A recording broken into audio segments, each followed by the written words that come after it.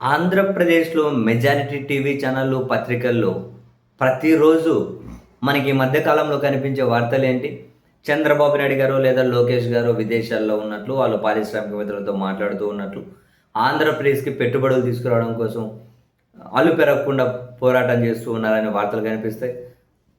ప్రతి దగ్గర is of doing బిజినెస్‌లో ఏపీ నంబర్ 1, ఏపీ నంబర్ 1 అని చెప్పి వీళ్ళు మాట్లాడుతూ ఉన్న మాటలు కనిపిస్తాయి. భారతదేశానికి వచ్చిన మొత్తం పెట్టుబడుల్లో 25% ఏపీకే వచ్చాయని చెప్పి నేను రీసెంట్‌గా ఒక హెడ్డింగ్ కూడా చూశాను.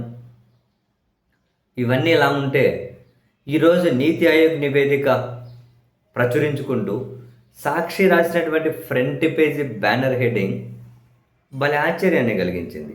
ఏంది? నాడు నంబర్ 1, నేడు నంబర్ 8.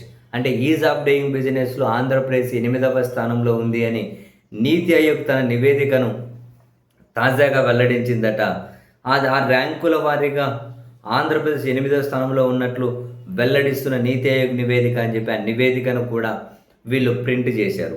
ఫస్ట్ ప్లేస్లో Gujarat, second Maharashtra, next Tamil Nadu, Goa, Odisha, Delhi, Madhya Pradesh first 7 రాష్ట్రాలు అయితే ఆంధ్రప్రదేశ్ 8వ స్థానంలో ఉన్నట్లు రాసుకుంటూ వచ్చారు. నీతి ఆయోగ్ తాజాగా విడుదల చేసిన ఇన్వెస్ట్మెంట్ ఫ్రెండ్లీ ఇండెక్స్ 2026 ద్వారా ఇన్ని రోజులు చంద్రబాబు గారు, లోకేష్ గారు వాళ్ళ మీడియా చేస్తున్న ప్రచారం అంతా బూటకమని తెలిసిపోయిందని వీళ్ళు రాసుకుంటూ వచ్చారు.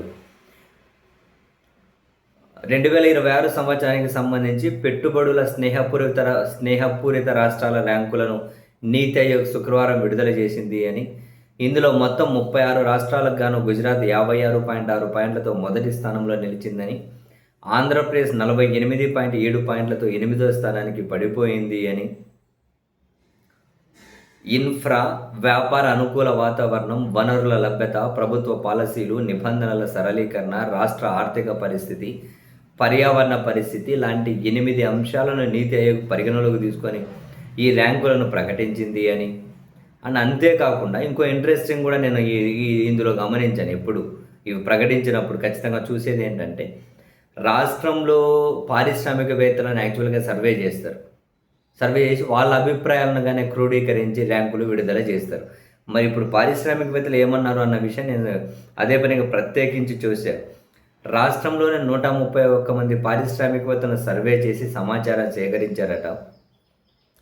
సో ఈ ర్యాంకులను రూపొందించే కంటే ముందు 8 రంగాలలో డేటాను విశ్లేషించడం ద్వారా ఏపీకి 26.5 పాయింట్లు దక్కితే సర్వేలో 22.2 పాయింట్లు లభించినాయంట. అంటే పారిశ్రామికవేత్తలు ఇంత ఘోరమైన ర్యాంక్ ఎందుకు ఇచ్చారు అన్నది ప్రశ్నే. అయితే పారిశ్రామిక పాలసీల అమలులో వైఫల్యం ఉంది అని చెప్పి రాసుకుంటూ వచ్చారు ఆ నివేదికలు. ఆ మేరకు ఉందని. అండ్ రాష్ట్ర ఆర్థిక పరిస్థితి చాలా అధ్వాన్నంగా ఉండడం కూడా ఒక కారణం అని రాసుకుంటూ వచ్చారు. వ్యాపార అనుకూల వాతావరణ విధానాల్లో ఆంధ్రప్రదేశ్ ఇంత వెనుకంజలో ఉండడానికి రాష్ట్ర ఆర్థిక పరిస్థితి ప్రధాన కారణమని నీతి ఆయోగ్ స్పష్టం చేసింది. ప్రస్తుతం రాష్ట్ర అప్పులు రాష్ట్ర స్థూల ఉత్పత్తిలో 35% చేరుకున్నాయని, ఇది పెద్ద రాష్ట్రాల జిఎస్డిపి అప్పుల సగటు నిష్పత్తితో పోలిస్తే ఏకంగా 13% అధికంగా ఉంది అని నీతి ఆయోగ్ వ్యాఖ్యానించిందట. ఓ అబ్బా! వాస్తవానికి జగన్మోహన్ గారి పీరియడ్లో 5 ఏళ్ళు నంబర్ 1 అఫీషియల్ ర్యాంకింగ్స్ ప్రకారమే. కోవిడ్లో కూడా నంబర్ 1 అని వీళ్ళు ఇంకా వీళ్ళ వర్షన్ రాసుకుంటూ వచ్చారు.